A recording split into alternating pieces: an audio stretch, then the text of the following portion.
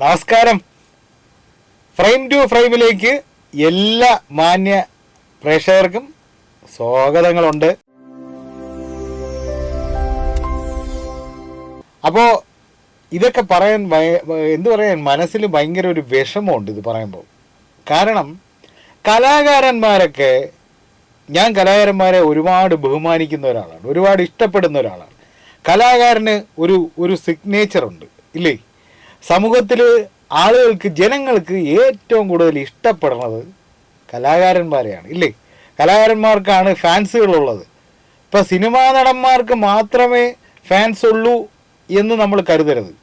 നല്ല എഴുത്തുകാർക്ക് ഫാൻസുണ്ട്, നല്ല കവികൾക്ക് ഫാൻസുണ്ട്, അതുപോലെ തന്നെ ചിത്രം വരയ്ക്കുന്ന ഒരുപാട് ആർട്ടിസ്റ്റുകൾക്ക് ഫാൻസുണ്ട്, പാട്ടുകാർക്ക് ഫാൻസുണ്ട്. അപ്പോൾ ഈ കലാകാരന്മാർക്കാണ് യഥാർത്ഥത്തിൽ ആരാധകരുള്ളത്.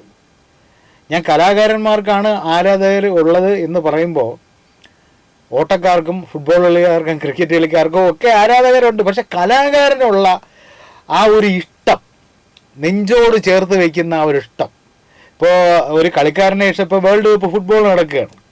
അപ്പോൾ ഈ ഫുട്ബോൾ നടക്കുന്ന ആ ഒരു സമയത്ത് നമ്മൾ ഫ്ലെക്സൊക്കെ അടിച്ചു വെച്ച് ഹാരമൊക്കെ ഇട്ട് തലയിൽ പാലാഭിഷേകമൊക്കെ ചെയ്ത് അങ്ങനെ ഒരു സംഭവം വരും.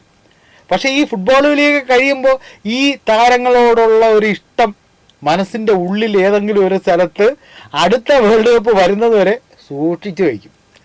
പിന്നെയുള്ള കാര്യം എന്ന് പറഞ്ഞാൽ, ഇനി ആ വേൾഡ് കപ്പോ അല്ലെങ്കിൽ അങ്ങനെയുള്ള ഒരു കോപ്പ അമേരിക്ക കപ്പ് എന്നൊക്കെ പറയുന്ന ആ സംഭവങ്ങളൊക്കെ വരണം ഈ കളിക്കാരനോട് വീണ്ടും നമ്മുടെ ഇഷ്ടം ഒന്ന് ഉണർന്നു വരാൻ. ഇവിടെ ഇതെന്താണ്, ഈ മമ്മൂട്ടിയും മോഹൻലാലും ഫഹദ് ഫാസിലും നിവിൻ പോളി അടങ്ങുന്ന ഇവരെല്ലാവരും നമ്മുടെ ഹൃദയത്തിൽ എപ്പോഴും എന്നും. കാരണം വേറൊന്നുമല്ല, ചാനലുകളിൽ ഇവരുടെ ഫിലിമിൻ്റെയും ക്ലിപ്പിങ്സും ബാക്കി കാര്യങ്ങൾ ഇതൊക്കെ ഇടും.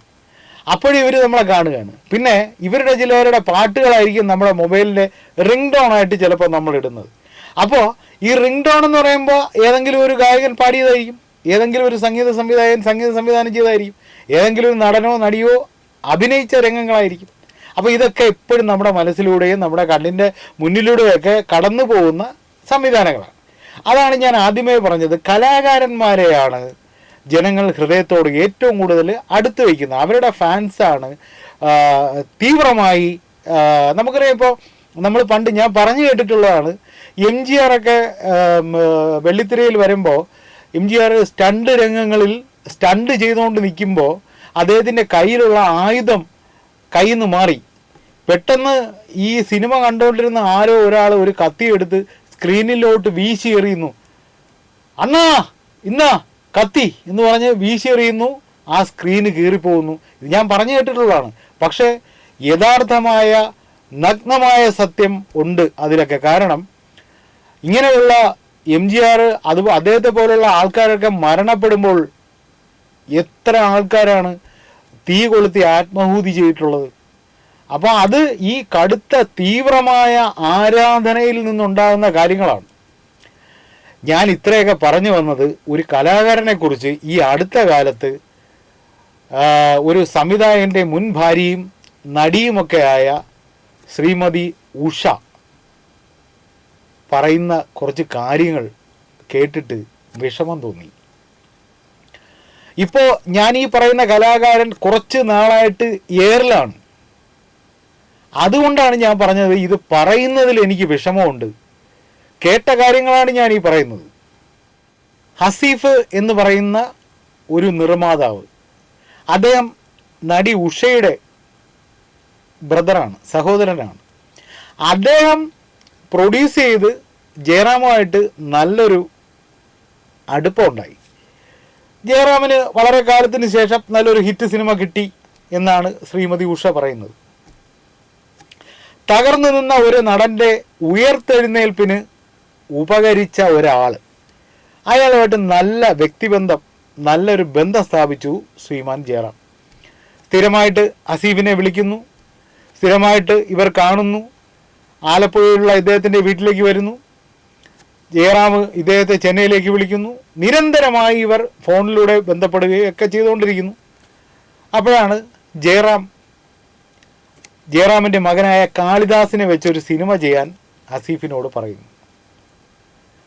ഒരു പഞ്ചാബി ലുക്കിൽ തലയിലൊരു കെട്ടൊക്കെ കെട്ടി നമ്മൾ പോസ്റ്റർ കണ്ടിട്ടുണ്ട് ആ സിനിമ. അപ്പോൾ ഈ ആടുപുലിയാട്ടം എന്ന് പറയുന്ന ജയറാമിനൊരു ഹിറ്റ് കൊടുത്ത നിർമ്മാതാവാണ് ഹസീഫ്. ഹസീഫിനോട് ജയറാം ഒരു റിക്വസ്റ്റ് നടത്തി. അതായത് ആരോ ഒരു സിനിമ ചെയ്തു, ഹാപ്പി സർദാർ എന്ന് പറഞ്ഞ് ജയറാമിൻ്റെ മകനെ നായകനാക്കി ചെയ്തൊരു സിനിമ. ആ സിനിമ എന്തോ കാരണത്താൽ പാതി വഴിയിൽ നിന്നു, അതിൻ്റെ ചിത്രീകരണം നിലച്ചു. അപ്പോൾ അതിൻ്റെ വർക്കുകൾ ഇങ്ങനെ സ്റ്റോപ്പായ ഒരു സമയത്ത് ജയറാം ഹസീഫിനെ വിളിക്കുന്നു. ഹസീഫെ, ഇതെങ്ങനെയെങ്കിലും പൂർത്തിയാക്കി തരണം. ഈ സിനിമയ്ക്ക് എന്ത് തട്ടുകേട് വന്നാലും, അതാണ് ഉഷ പറയുന്ന വാക്ക്, സിനിമയ്ക്ക് എന്ത് തട്ടുകേട് വന്നാലും ഞാനുണ്ട്. അതായത് ഹസീഫിനോട് ജയറാം പറയുന്ന കാര്യങ്ങളാണ് ഉഷ പറഞ്ഞിട്ടുള്ളത്. ഞാനുണ്ട്, അതുകൊണ്ട് സിനിമ ധൈര്യമായിട്ട് നിങ്ങൾ കംപ്ലീറ്റ് ചെയ്തോ എന്ന് പറഞ്ഞ് ഈ സിനിമ ഹസീഫ് പൂർത്തിയാക്കുന്നു. പക്ഷേ പോസ്റ്റർ ഒട്ടിച്ച പൈസ പോലും കിട്ടിയിട്ടില്ല എന്നാണ് പിന്നെ കേൾക്കുന്ന കരക്കമ്പി. അപ്പോൾ അതുകൊണ്ട് ഇതിനിടയിൽ ശ്രീമതി ഉഷ പറയുന്ന മറ്റുള്ള കാര്യങ്ങളുണ്ട്. അത് ഇളയ സഹോദരനും ശ്രീമതി ഉഷയുടെ ഭർത്താവും നിരന്തരമായി സഹോദരനോട് ഹസീഫിനോട് പറയുന്നു, ഹസീഫെ, ജയറാം നിന്നെ ചതിക്കും, ജയറാം കാലുവാരും, ജയറാം മാറി നിൽക്കും, ജയറാം സഹകരിക്കില്ല, നിനക്ക് നഷ്ടം സംഭവിക്കും എന്നൊക്കെ ഇവർ സഹോദരനോട് നിരന്തരമായിട്ട് പറഞ്ഞുകൊണ്ടിരിക്കുക. ഇല്ല, അങ്ങനെ സംഭവിക്കില്ല. ഹസീഫ് പറഞ്ഞു, അങ്ങനെ സംഭവിക്കില്ല. ജയറാമേട്ടൻ എനിക്ക് അത്രയും വിശ്വസ്തനായ ഒരാളാണ്, എൻ്റെ സിനിമയിൽ സഹകരിച്ച ആളാണ്. അപ്പോൾ ജയറാമേട്ടന് വേണ്ടി എനിക്ക് എന്തെങ്കിലും ചെയ്തു കൊടുക്കണം, അത് അദ്ദേഹത്തോടുള്ള സ്നേഹം കൊണ്ടാണ് ഞാൻ ചെയ്യുന്നത്, അല്ല ഈ സിനിമയുടെ വിജയപരാജയങ്ങൾ അദ്ദേഹം നോക്കിക്കൊള്ളാം എന്നാണ് പറഞ്ഞത്. അതായത് സിനിമയ്ക്ക് എന്തെങ്കിലും ഒരു തട്ടുകേട് വന്നാൽ ജയറാം നോക്കിക്കൊള്ളാം എന്ന് ഹസീഫിനോട് പറഞ്ഞതിന് ശേഷം ഈ സിനിമ പൂർത്തിയാക്കാൻ ഹസീഫ് മുന്നോട്ട് വരികയും ഹസീഫിന് അത് വലിയ രീതിയിലുള്ള അടി കിട്ടുകയും ചെയ്തു എന്നാണ് ശ്രീമതി ഉഷ പറയുന്നത്. സ്വാഭാവികമായും ഇങ്ങനെ സംഭവിക്കുമ്പോൾ നീ ധൈര്യമായിട്ട് ഈ സിനിമ പൂർത്തിയാക്ക്, നിൻ്റെ ഒപ്പം ഞാനുണ്ട്, ജയറാമേട്ടനുണ്ട് എന്ന് പറഞ്ഞ ജയറാം തിരിഞ്ഞു പോലും നോക്കിയിട്ടില്ലെന്നാണ് ശ്രീമതി ഉഷ പറയുന്നത്. ഞാൻ വേറൊരു കാര്യം പറയാം. നമ്മുടെ മധുസാർ, മലയാളത്തിലെ മഹാനായ നടനാണ് മധുസാർ. മലയാള സിനിമയുടെ ഒരു ഏറ്റവും ടോപ്പിൽ നിൽക്കുന്ന ഒരാൾ ഇപ്പോൾ ജീവിച്ചിരിക്കുന്നതിൽ മധുസാറാണ്. അത്രയും ആരാധ്യനായ ഒരു പുരുഷനാണ് മലയാള സിനിമയ്ക്ക്. അദ്ദേഹം സാത്ത് ഹിന്ദുസ്ഥാനി എന്ന് പറയുന്ന ഒരു ഹിന്ദി സിനിമയിൽ സാക്ഷാൽ അമിതാഭ് ബച്ചനോടൊപ്പം അഭിനയിച്ചുകൊണ്ടാണ് ചലച്ചിത്ര രംഗത്തേക്ക് അദ്ദേഹം കാലെടുത്ത് വയ്ക്കുന്നത്. അപ്പോൾ ഇത്രയും പ്രഗത്ഭനും ഒരു ആചാര്യസ്ഥാനത്ത് നമ്മൾ സിനിമാക്കാർ കാണുന്ന ഒരു മനുഷ്യനുമാണ് ശ്രീ മധുസാർ. മധുസാറിന് ഇന്ത്യയിൽ ഒരിക്കലും ഈ പത്മ അവാർഡ് കിട്ടിയിട്ടില്ല. അന്ന് ആ സമയത്ത് തമിഴ്നാടിൻ്റെ ശുപാർശയിൽ ശ്രീ ജയറാമിന് പത്മശ്രീ ലഭിക്കുന്നു. അപ്പോഴും പത്മശ്രീ മധുസാറിന് കിട്ടിയിട്ടില്ല. അപ്പോൾ ആൾക്കാരൊക്കെ ചോദിച്ചു, ഉളുപ്പുണ്ടോ? ഇത്രയും ആരാധ്യനായ ഒരു മനുഷ്യന് പത്മശ്രീ കിട്ടിയിട്ടില്ല. അപ്പോൾ ചിലർ പറഞ്ഞു, അത് കേരളത്തിൻ്റെ ശുപാർശയിൽ കിട്ടിയതല്ലല്ലോ, തമിഴ്നാടിൽ നിന്ന് പോയതല്ലേ. ചിലർ പറഞ്ഞു, ഇത് കമലഹാസൻ ജയറാമിൻ്റെ ഏറ്റവും അടുത്ത സുഹൃത്താണ്, കമലഹാസൻ പറഞ്ഞിട്ടായിരിക്കും കേന്ദ്രത്തിൽ നിന്ന് പുള്ളിക്ക് പത്മശ്രീ കിട്ടിയത്. അങ്ങനെ നിരന്തരമായ പ്രശ്നങ്ങളിലൂടെയും വലിയ വലിയ വിഷയങ്ങളിലൂടെയും ജയറാം ഇങ്ങനെ സഞ്ചരിച്ചുകൊണ്ടേയിരുന്നു. ആ ഇടയ്ക്കാണ് എന്തോ ഒരു റോങ് പരാമർശം നടത്തി തമിഴ്നാട്ടുകാരെല്ലാവരും കൂടെ കയറി മേഞ്ഞു വീട്ടിൽ. കാളിദാസന് കിട്ടിയ ദേശീയ പുരസ്കാരം, മികച്ച ബാലനടന് ഉള്ള ദേശീയ പുരസ്കാരം പോലും കത്തിച്ച് ചാമ്പലാക്കി എന്നാണ് പത്രങ്ങളിലൂടെ വായിക്കാൻ കഴിഞ്ഞത്. അപ്പം ഞാൻ പറഞ്ഞു വരുന്നത്, ഇത്തരം സ്വഭാവമുള്ള ആൾക്കാരെ കലാകാരന്മാരായിരുന്നാലും ജനങ്ങൾ വെറുക്കും, വെറുക്കപ്പെട്ടവനായി മാറും. ഇപ്പോൾ ഈ സോഷ്യൽ മീഡിയയിൽ നമ്മൾ പറയില്ലേ, വൈറലാകുന്നു എന്ന് പറയുന്നതിന് മുമ്പ് എയറിലാകുന്നു എന്ന് പറയും. എയറിലാകുന്നു പറഞ്ഞാൽ നിരന്തരമായി ക്രിട്ടിസൈസ് ചെയ്യപ്പെട്ടുകൊണ്ടേയിരിക്കും ഇത്തരത്തിലുള്ള കലാകാരന്മാർ. അത് ഒരു ഇൻ്റർവ്യൂ വന്നു, ആ ഇൻ്റർവ്യൂ എനിക്ക് തോന്നുന്നു നിങ്ങളെല്ലാവരും ഇതിനകം തന്നെ കണ്ടു കാണും, അല്ലെങ്കിൽ പലതരം യൂട്യൂബ് ചാനലുകളിലെ പ്രോഗ്രാമുകളിൽ നിന്ന് ചിലപ്പോൾ നിങ്ങൾ കണ്ടു കാണും. വേറെ ഒന്നുമല്ല, ഇപ്പോൾ സാധാരണയായിട്ട് ഒരാൾ പറയും, നിങ്ങളെവിടെയാണ് താമസിക്കുന്നത്? ഞാൻ തിരുവനന്തപുരത്താണ്. ഓ നിങ്ങൾ തിരുവനന്തപുരമാ? തിരുവനന്തപുരം. കേരളാവിലെ തിരുവനന്തപുരം എനിക്ക് ரொம்ப പിടിച്ച സ്ഥലം. ഇത് പറയുന്നത് തമിഴ്നാട്ടിലുള്ള ഒരു സഹോദരനായിരിക്കും. എന്താ யாராவது சொல்லியிருக்கு இந்த தமிழ் ഭാഷയിൽ നിന്ന് தான் മലയാളം എല്ലാം. അപ്പം നമ്മളെല്ലാവരും ബ്രദേഴ്സ് ആൻഡ് സിസ്റ്റേഴ്സ് താൻ. ആര്? തമിഴ്നാട്ടുകാരും മലയാളികളും സഹോദരങ്ങളാണ്. കാരണം ഭാഷ രണ്ടും ഒരുപോലെ ആയിരുന്നു. സത്യമല്ലേ? മലയാളവും തമിഴും അധികം വ്യത്യാസമില്ല, ഏകദേശം ഒരുപോലെയാണ്, കുറച്ച് വ്യത്യാസങ്ങൾ മാത്രമേ ഉള്ളൂ. അതൊന്ന്. രണ്ടാമത്തെ കാര്യം, തമിഴ്നാട്ടിലെ ഇപ്പോഴുള്ള കന്യാകുമാരി എന്ന് പറയുന്ന ജില്ല അത് പണ്ട് കേരളത്തിലായിരുന്നു.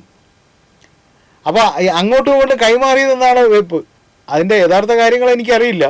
പക്ഷേ കേട്ടിട്ടുള്ള കാര്യം, പാലക്കാട് ഇങ്ങോട്ട് വാങ്ങിച്ചിട്ട് കന്യാകുമാരി അങ്ങോട്ട് കൊടുത്തു എന്നാണ് നമ്മളെല്ലാവരും കേട്ടിട്ടുള്ളത്, ഞാൻ കേട്ടിട്ടുള്ളത്. പക്ഷേ നമ്മളൊന്ന് ആലോചിച്ച് നോക്കണം, ഇവിടെ നിന്ന് എത്ര കലാകാരന്മാരാണ്, ശ്രീമാൻ ജയറാം അടക്കം തമിഴ്നാട്ടിൽ പോയി തമിഴ് സിനിമകളിൽ ഭയങ്കര കൊടിവെച്ച ആർട്ടിസ്റ്റുകളായിട്ട് മിന്നിക്കൊണ്ടിരിക്കുന്നത്. ഇപ്പം കൂടുതൽ പറയണ്ട, MGR സാർ, വാനമ്പാടി ചിത്ര, KJ യേശുദാസ് തുടങ്ങി എത്ര കലാകാരന്മാരാണ് തമിഴ്നാട്ടിൽ പോയി സിനിമ. ഒരു സമയത്ത് കോടമ്പക്കം അല്ലെങ്കിൽ ചെന്നൈ നഗരം, സാലിഗ്രാമം, ഇതൊക്കെ മലയാളികളെ കൊണ്ട് നിറഞ്ഞിരുന്നു. കാരണം കൂടുതൽ ടെക്നീഷ്യന്മാരും ഇവിടെ നിന്നാണ് പോകുന്നത്. ഇപ്പോഴാണ് തമിഴ്നാട്ടിൽ നിന്ന് ടെക്നീഷ്യന്മാർ, ഇപ്പോൾ എ റഹ്മാൻ പോലെയുള്ള ആൾക്കാർ കേരളത്തിൽ നിന്ന് തമിഴ്നാട്ടിലോട്ട് പോയി അവിടെ വാസം ഉറപ്പിച്ചവരാണ് എന്ന് നമുക്ക് പലർക്കും അറിയാം. പക്ഷെ ഇദ്ദേഹം പറയുന്നത് എന്താ അറിയാം? ഞാൻ ഞാൻ ഒരു തമിഴൻ താൻ, என்னோட നാട്, ഞാൻ ജനിച്ചത് എല്ലാമേ അങ്ങേ ഇങ്ങേ എന്ന് പുള്ളി സമർത്ഥിക്കാൻ അല്ലെങ്കിൽ സ്ഥാപിക്കാൻ നോക്കുന്നത് തമിഴ്നാട്ടിൽ ജീവിക്കുന്ന അദ്ദേഹം ഒരു തമിഴനാണെന്ന്. ഇപ്പം നമുക്ക് പറയാം സഞ്ജു സാംസൺ ഒരു മലയാളിയാണ് എന്ന് പറയുന്നതിൽ നമ്മൾ അഭിമാനിക്കും. കാരണം സഞ്ജു സാംസനെ കരക്കിരുത്തിയിരുന്നു. ആ കരക്കിരുത്തിയിരുന്ന ആൾ കളത്തിലിറങ്ങി ആടി ഇന്ത്യക്ക് വേൾഡ് കപ്പ് നേടിക്കൊടുത്തു. നമുക്ക് അഭിമാനിക്കാം. സഞ്ജു സാംസൺ IPL കളിക്കുന്നത് ചെന്നൈക്ക് വേണ്ടിയാണ്. സഞ്ജു സാംസൺ പറഞ്ഞ് ഞാൻ കേട്ടിട്ടില്ല ഞാനൊരു തമിഴനാണെന്ന്. യേശുദാസ് പറഞ്ഞ് ഞാൻ കേട്ടിട്ടില്ല ഞാനൊരു തമിഴനാണെന്ന്. ചിത്ര പറഞ്ഞ് ഞാൻ കേട്ടിട്ടില്ല ഞാനൊരു തമിഴത്തിയാണെന്ന്. ഇവരാരും പറഞ്ഞു കേട്ടിട്ടില്ല പിടിച്ചു നിൽക്കാനായി, ജീവിക്കാനായി.